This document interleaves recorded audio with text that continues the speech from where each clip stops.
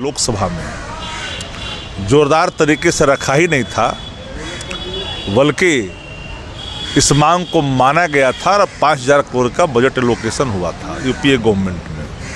वो ब्राह्मण है, अगली जाति के लोग हैं, दलित वर्ग का है, अत्यंत पिछड़े वर्ग का है, औरत है या मर्द है या पिछड़े वर्ग का है, उसकी पड़ताल होने का कोई मैकेनिज्म देश के सामने डेटा नहीं है। तो हमने बिहार को देखा है नज़दीक से। बिहार में क्या था बिहार के अंदर में क्या बदला? नमस्कार साथियों, जैन साथियों, आज हमारे बीच मौजूद है शक्ति यादव जी, आरजेडी के नेता।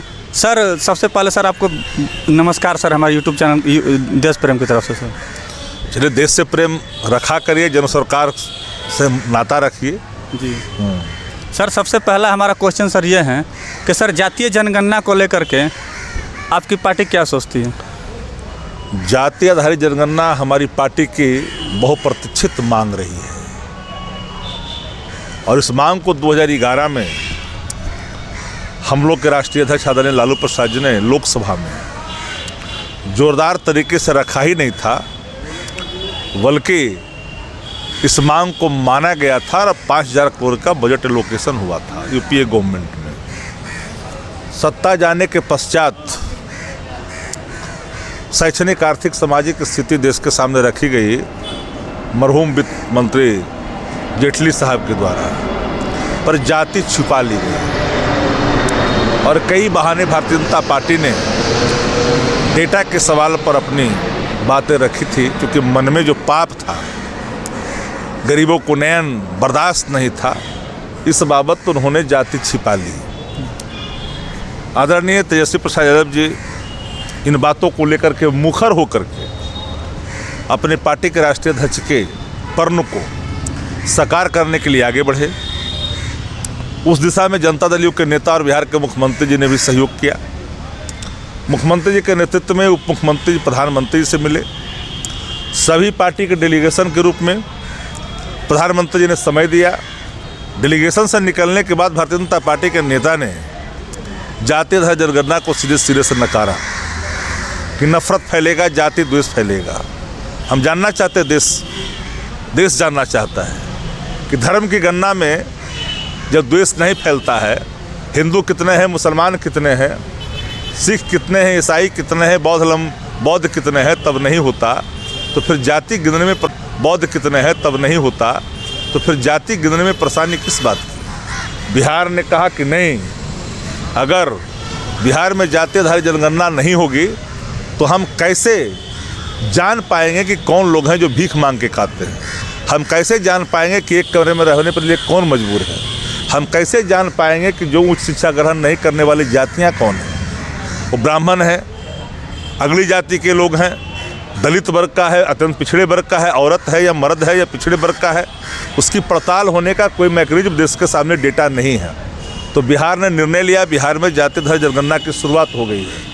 इसकी तार्किक परिणति बहुत जल्द खुल करके सामने आएगा। भारतीय जनता पार्टी के अंदर काफ़ी बेचैनी है, उसको लेकर के काफ़ी बौखलाहट में है, लेकिन बिहार इस बात के लिए कृत संकल्पित है कि जाति आधारित जनगणना को हम पूर्ण रूपेण हम लागू ही नहीं करेंगे।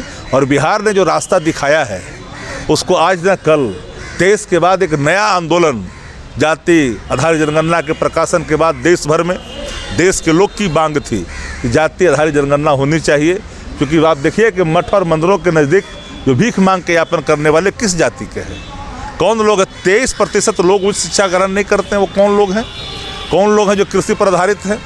लगभग 13% से अधिक जो लोग हैं एक कमरे में रहने पर मजबूर हैं, एक छत के नीचे, एक झोपड़ी के नीचे पूरा गुजारा करते हैं। तो ये सवालों को लेकर के हम लोग कृत संकल्पित हैं ताकि योजना का आकार तय हो, उनके सशक्तिकरण में ये मील का पत्थर साबित होगा।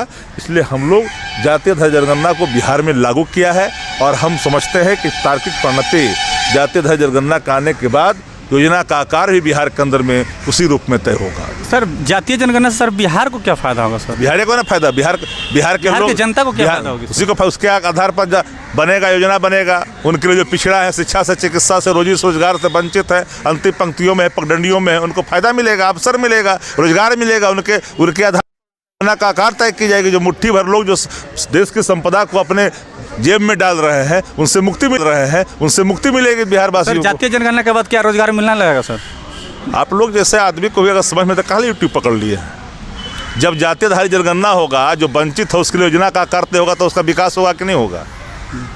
अभी जो हम योजना का आकार तय कर रहे हैं उसमें अगर कटौती करके उनके लिए करेंगे तो उनका उन्नयन होगा कि नहीं होगा। आपके देह पर कपड़ा अगर नहीं है वो कपड़ा मिल जाएगा, ये वो छत नहीं है छत मिल जाएगा, तो आपको सुविधा मिलेगी ना, तो वही होगा।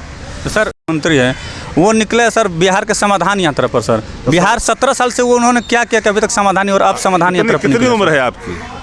हमारी 30 साल उम्र है। 30 साल उम्र है, 32 साल में राजनीतिक अनुभव है। जी सर। और हमने बिहार को देखा है नज़दीक से। बिहार में क्या था बिहार के अंदर में क्या बदलाव? फ्लाईओवर दिख नहीं रही है, रोडों की चौड़ाई दिख नहीं रही है, बड़ी बड़ी सड़कें आपको दिख नहीं पड़ रही है, बड़ी बड़ी इमारतें दिख नहीं रही है, वो सभी चीज़ें हैं। रोजगार के अवसर है, नई सरकार गठबंधन की बनी है, हमने कैबिनेट से अप्रूव्ड किया है, चाहे वो सिपाही का बहाली हो या हेल्थ डिपार्टमेंट में, एजुकेशन में हम लोगों ने तय कर रखा है।